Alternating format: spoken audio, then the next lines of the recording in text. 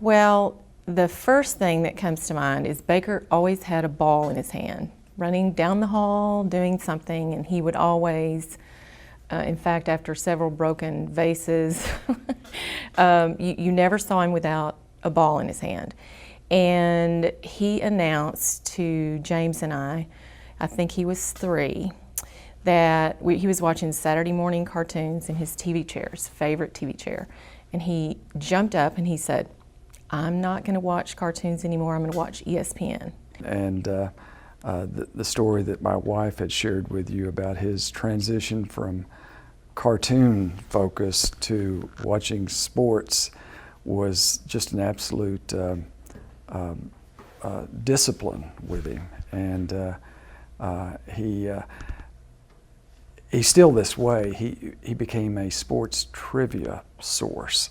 Anything, you know, jersey numbers, players, baseball, NBA, college, NFL, just a huge source of trivia information, and it's just very small, 5'5", 5'6", skinny, not as small as his older brother, but he was still pretty small. And everybody told him that, you know, it was going to take somebody taller to play the quarterback, and he was always used to kind of sharing that position with the other kids at that time. He was just one of the late bloomers, I think, out of the freshman class, but he was on our top team, and he was just an extreme competitor. One of the things that Coach Morris believed in was trying to develop as many quarterbacks as we could.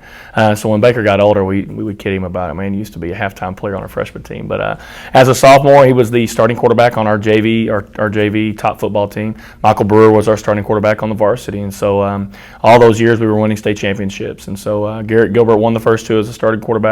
Michael won, I guess it would have been 09 and 010 football seasons as a starter, while Baker was on the freshman and JV.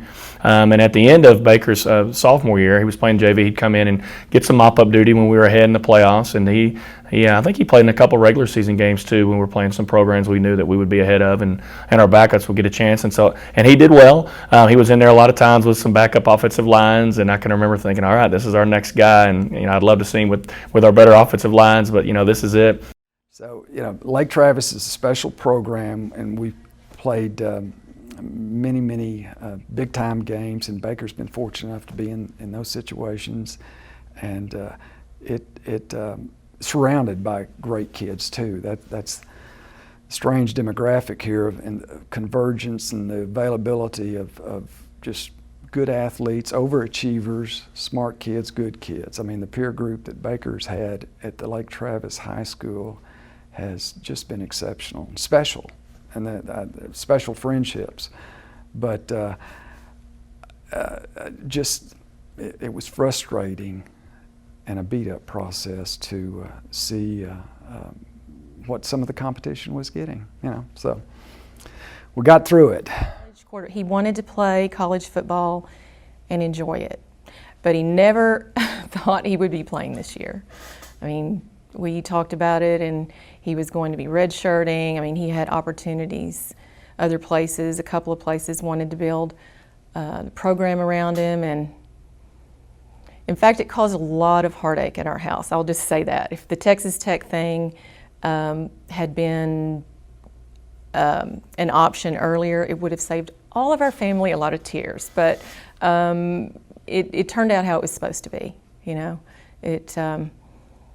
you know, you don't script, hey, you're going to walk on and be right behind one of your best friends with little time, and you're going to redshirt and probably only have 2 years to play. And that's what he wanted to do. He truly, at the end of the day, figured out it was a good fit.